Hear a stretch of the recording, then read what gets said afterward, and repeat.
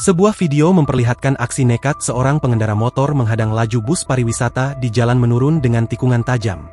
Rekaman tersebut viral usai dibagikan akun TikTok Dunungan_Brengsek, Senin, 29 September 2025. Dalam video berdurasi singkat itu tampak bus pariwisata berwarna biru kuning hendak berbelok di tikungan menurun.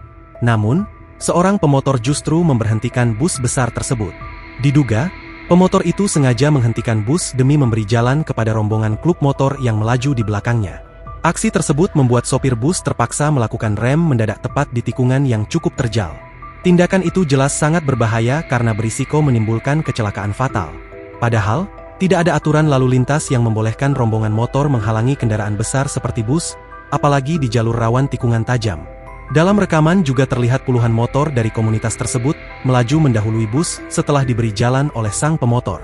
Hingga berita ini diturunkan, belum diketahui secara pasti waktu kejadian tersebut. Namun berdasarkan keterangan pengunggah, peristiwa itu berlokasi di Jalan Perkebunan Teh Rancabali, Ciwidey, Bandung Selatan, Jawa Barat. Video itu sontak menuai reaksi keras dari warganet. Banyak yang menilai aksi tersebut sangat sembrono dan membahayakan keselamatan pengguna jalan lain. Tak sedikit pula yang menghujat komunitas motor tersebut karena dinilai tidak memahami aturan dasar keselamatan berkendara.